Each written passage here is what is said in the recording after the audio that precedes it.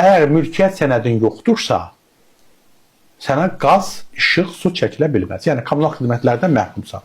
Bunun da səbəbi bu idi ki... Bakıda minlərlə sənətçi var, necə çəkiblər qazı? Bunun da səbəbi bu idi ki, vətəndaşları qanunsuz, yəni sənədsiz ev tikməkdən çəkindirsinlər. Bu gülməlidir ki, vətəndaş kimdir ki, qanunsuz ev tikə? Ay, sağ ol. Vətəndaş kimdir ki, qanunsuz hərəkət eləyə? Vətəndaşın elə bir hüququ var. Yerli icra orqanları var, bunun polisi var, prokuroru var. Yəni ki, vətəndaşa, yəni ki, biz bu qanunu qəbul edirik ki, vətəndaşlar qoşsun qanunsuz ev tikməsə. Məhər qanunsuz evi vətəndaş öz başına tikir. Vətəndaş kimdir ki, qanunsuz ev tikə? Bu cür yanaşmalar vətəndaşı narazı salır. Və bugün biz bəli, dünya qaz veririk və bununla fərq eləyirik.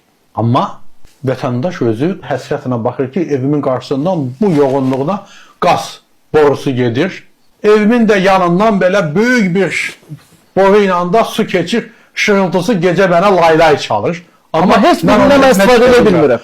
Və bu vətəndaşa necə təsir eləməlidir? Pis təsir eləməlidir, əlbəttə ki. Ona görə də vətəndaşın fundamental ehtiyacını qanuna bağlamaq və qadağan etmək sosial dövlətə yaraşan hərəkət deyil. Mülkiyyət hüququn yoxdur, necə evi tikib, evinə sərmayə qoyub, fəhlə işlədir, xərcləyib ora. O elektrik enerjisinə görə pul ödəyir, bələdiyyə gündə gəlir ki, pulumu ver, dövlət orqanları gəlir, pulumu ver, lazımı evini tikəndə də lazımı bütün müvafiq icra orqanlarına da pulunu ödəyib, qeyri-qanuni, qanuni, sağ ola, hörmətə və s. ediblər bunu.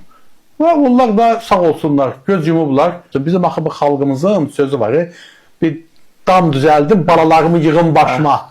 Qanadımın altına yığım balalarımı. Bu da gedib bir yer düzəldim, balalarını yığıb qanadının altına. Pis iş görüb. Əgər sən istəyirsənsə qanuni tiksin, o qanuni ev tikmək üçün gedib, dediyiniz o dövlət sənədli ev almaq üçün sotuna 10 min, 15 min hardan verib alsın? Necə onun ömrü boyu 10 min manatı yox, 1000 manatı bir yerdə görməyən insanlarımız var. Heç 5 dənə yüzlüyü bir yerdə görməyən insan var. O hardan gidib onu tikəcək? Əgər elədirsə, dövlət müəyyən bir infrastrukturlu bir qəsəbə düzəltsin, bir yer tiksin, infrastrukturunu yaratsın, 3 sot, 5 sot, 2 sot, 10 sot.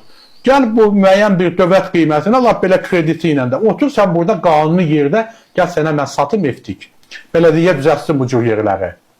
Dövlət bir müəyyən addımlar atsın, dövlət torpaqlarında ayırsın bələdiyyələrə, desin ki, sən burada bu qiymətə satmalısan, vətəndaş getsin, evini tiksin.